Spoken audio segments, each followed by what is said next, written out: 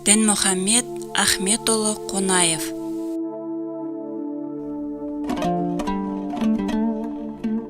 Дінмұхамед Ахметұлы Қонаев аса көрнекті мемлекет және қоғам қайраткері, 3 мәрте социалистік еңбек ері, Қазақ КСР ғылым академиясының академигі, техника ғылымының докторы, КСРО шетел ордендерінің иегері. 1912 жылы 12 қаңтарда Верный, қазіргі Алматы қаласында қызметкердің отбасында өмірге келген. Әкесі Меңліахмет Жұмабайұлы 1886 жылы туған. Алматы облысында ауыл шаруашылық, сауда мекемелерінде жұмыскер болып істеген. Қазақ, орыс тілдерінде жаза оқи білетін сауатты болған. Анасы Зәуре Байырқызы 1888 жылы Шелек, бұрынғы атауы Челек, Челек ауданында қазіргі Алматы облысына туған.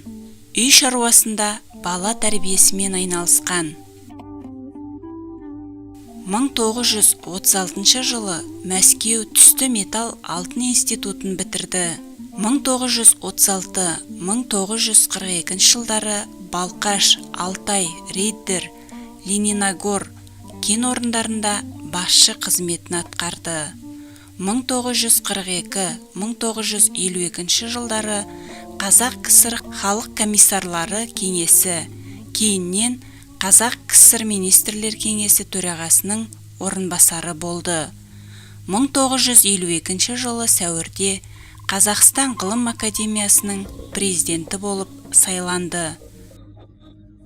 1955-1960 жылдары және 1962-1964 жылдары Қазақ КСР министрлер кеңесінің төрағасы. 1960-1962 және 1964-1986 жылдары Қазақстан КПОК-ның бірінші хатшысы болды. Ол басшылық қызмет атқара жүріп, республикадағы тау-кен ісі, мұнай игеру, теміржол құрылысын дамытуға қомақты үлес қосты. Қазақстанда жаңа өнеркәсіпті аудандар қалыптасып, елде жаңа қалалар мен ірі елді мекендер пайда болды. Қызықты ақпараттар. Дінмұхамед Қонаев КСРО-да ең биік саяси лауазымға ие болған алғашқы қазақ. Ол КСРО-ның ішкі және сыртқы саясатын басқаратын 15 мүшелік политбюро мүшесі болған. Отбасында 11 баланың 4-шісі. Бойы 198 сантиметр. 46 өлшемдегі аяқ киім киген. Хобби. Қару-жарақ коллекциялаған, аңшылықты ұнатқан. Қонаевтың жеке күзетшілері болмаған. Басқалары жеке күзетшілерімен жүргенде Қонаев жай ғана таңертең жұмысына жаяу барып келіп жүрген. Академик шені үшін 340 рубльдік төлемақыдан бас тартқан.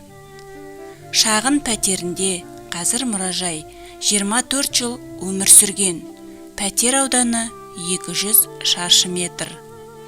Кезінде Леонид Брежнев, КСР басшысы, Алматыға бірінші рет келіп, Қонаев үйіне қонаққа келеді.